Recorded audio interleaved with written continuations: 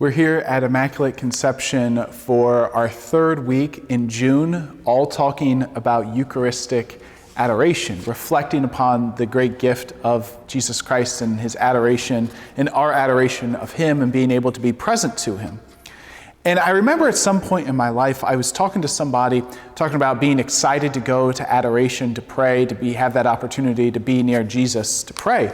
And their response was something like, well, Jesus is present everywhere, isn't he, right? Wherever you pray, Jesus is present.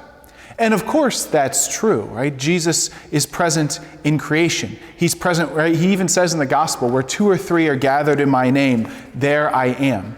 Or even think about Jesus is present in the scriptures, right? Every time we hear the word of God proclaimed to us, Jesus' voice, his presence is there among us. Or even in the teaching of the church, right? As the church teaches, Jesus says, whoever hears you hears me, right? So Jesus is present, and his voice in his teaching and who he is present to the church in so many different ways. Even the church talks about in the actions of the Mass, Christ is present. In the actions of the priest, in persona Christi, Jesus is present. However, his presence is, we call it maybe like par excellence in the Eucharist. Jesus is truly, substantially, sacramentally present in the Eucharist. And so to think about that Jesus is present in the Eucharist as he is in no other way. When 2 or 3 gather in their name, not as present as he is in the Eucharist. That this is the greatest mode of his presence in this world. And to think about that as you're there in Eucharistic adoration, that same Jesus that you read about in the Gospels is there before you. That same Jesus whose teaching authority goes out through the church is present here in the Eucharist.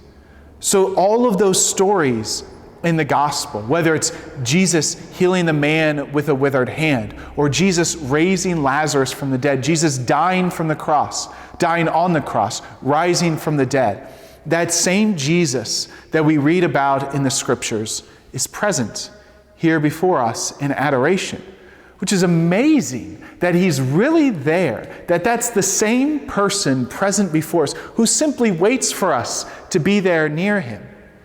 And that gives a little bit of an insight as to what we should be doing in Eucharistic adoration, or maybe one thing that we should be doing is that Jesus is there, right? And those same scriptures, especially the Gospels. That's why if you have a weekly adoration hour, it's probably good at least some point to read the Sunday Gospel and recognize that same Jesus who you're hearing about, who you're witnessing, who you're listening and you're putting yourself into the scene, is here before you in the gospel. It gives a great little, that presence, that his presence is really there, the same one that we hear about, that we listen about in the Gospels.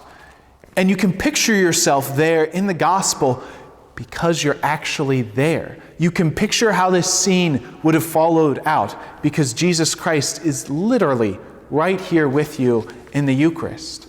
And so the Blessed Sacrament in Eucharistic adoration gives us the true presence, we call it, of Jesus Christ.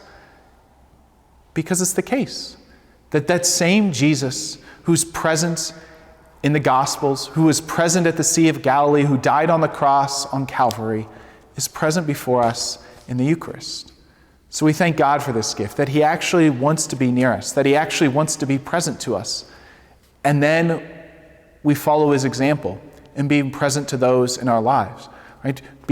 Jesus being present to us changes us, transforms us, so that then we can be present to others.